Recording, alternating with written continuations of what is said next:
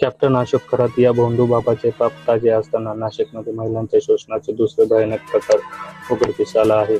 स्वतःला सामाजिक कार्यकर्ता आणि पत्रकार म्हणून देणाऱ्या रवींद्र एरंडे यांच्या विकृतीचा पाडा आता पोलिसांच्या तपासात वाचला गेला असून तब्बल 121 आक्षेपार्ह व्हिडिओ आणि 100हून अधिक महिलांच्या शोषणाची धक्कादायक माहिती समोर आली आहे. या प्रकारामुळे संपूर्ण महाराष्ट्रात खळबळ उडाली असून याला खरात पार्ट 2 असे मानले जात आहे.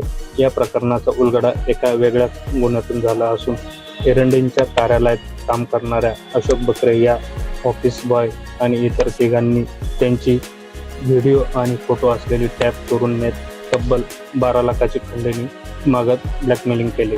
यामुळे एरंडेंनी पोलिसात धाव घेतली. पोलिसांनी तात्काळ कारवाई करत चौघांना अटक केली. मात्र त्यानंतर घडलेल्या घटना अधिकच धक्कादायक ठरली.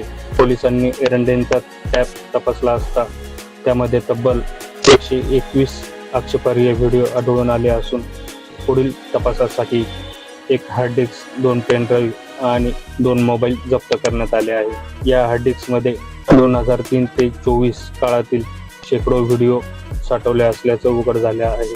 आरोपी समाजातील कष्टकरी आणि गरजू महिलांना लक्ष्य करत मुलाला सरकारी नोकरी लावून देतो किंवा तुझे भविष्य उज्ज्वल करतो असे आमिष दाखवत तो नाशिक आणि इगतपुरीतील विविध हॉटेल्समध्ये नेऊन महिलांवर अत्याचार करायचा. धक्कादायक म्हणजे या अत्याचाराचा गुपचूप चित्रीकरणही करत असे.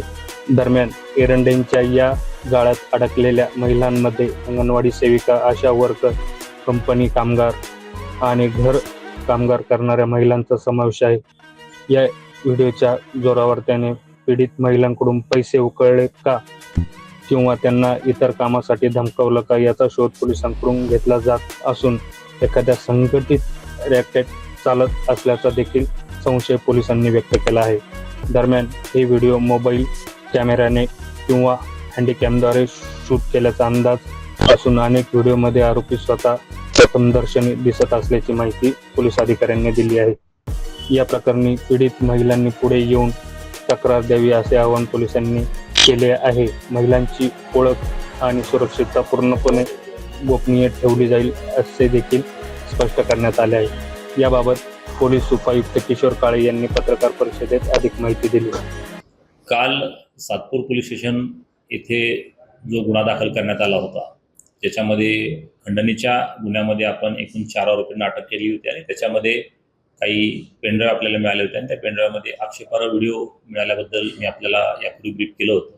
तर त्याच्यामध्ये फर्दर डेव्हलपमेंट अशी आहे की त्याच्यातल्या त्या एकूण व्हिडिओचं जेव्हा आम्ही त्याच्यातून निष्कर्ष काढला तर त्याच्यामध्ये एकूण 121 असे व्हिडिओज आहेत ज्याच्यामध्ये वेगवेगळ्या महिलांचे पण त्याच्यात व्हिडिओज आहेत आणि त्यातल्या एका पीडित महिलेनं आमच्यासमोर येऊन तक्रार दिल्यानं यातला जो मूळ आमच्या ब्लॅकमेलिंगच्या गुन्ह्यातला जो फिर्यादी होता त्याच्याविरुद्ध आम्ही एक बलात्काराचा तसेच अट्रॉसिटी कायद्याअंतर्गत गुन्हा दाखल केलेला आहे.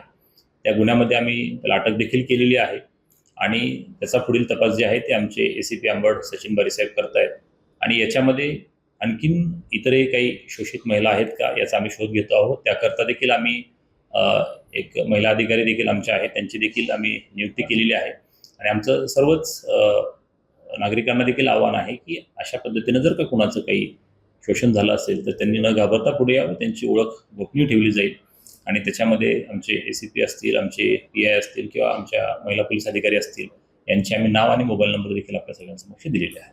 सर, साधारण हा गुन्हा कधीचा आहे? किती व्हिडिओ त्याच्या डिजिटल स्टोरेजमध्ये सापडले?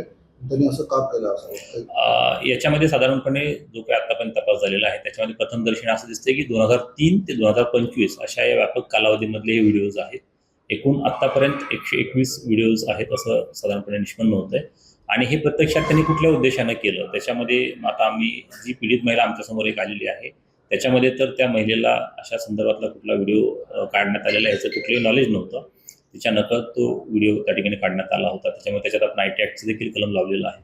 त्यामुळं नेमके त्यांनी ते कशासाठी व्हिडिओ काढले होते आणि त्या संदर्भातला जो अधिक सखोल तपास जो काही आहे तो आमचे ACP त्या ठिकाणी करत आहेत आणि अधिक तपासांतीच आपल्याला त्याच्यामध्ये काही भाष्य करता येईल. बहुतांश महिला ज्या आहे आमिषाला बळी पडल्यास तुमच्या प्रेसमध्ये दिलेले आमिष दाखवत होता. अजून काहीतरी त्याच्या संस्था पण चालवतो त्याबद्दल काही प्रश्न नाही. आणि त्या संदर्भात आता अधिक आमचा तपास अजून सुरू आहे. पण जसं मी आपल्याला यापूर्वी सांगितलं आणि आमच्या प्रेस नोटमध्ये पण नमूद आहे की तो कन्सल्टन्सीचं पण काम करायचा आणि मग त्याच्यामध्ये त्या कन्सल्टन्सी सर्व्हिसेसच्या किंवा त्या माध्यमातून जर काही वेगळं कुठलं आमिष किंवा आणखीन काही गोष्टी जर त्या ठिकाणी झाल्या असतील तर त्यामध्ये तपासामध्ये आपल्याला बहुतांश महिलांना जे प्रमाणपत्र आहे पार्लर सेंटरचं काही नावाने शासकीय पार्लरचं ते सगळं देण्याचं काम तो करायचा असं देखील समोर आलेलं आहे. नाही, आता ह्याच्याविषयी मी काहीच भाष्य करू शकत नाही, कारण अजून तपासात तशी कुठली बाब समोर आलेली नाही, परंतु सखोल तपासांतेच आपल्याला त्याच्यामध्ये सांगतो.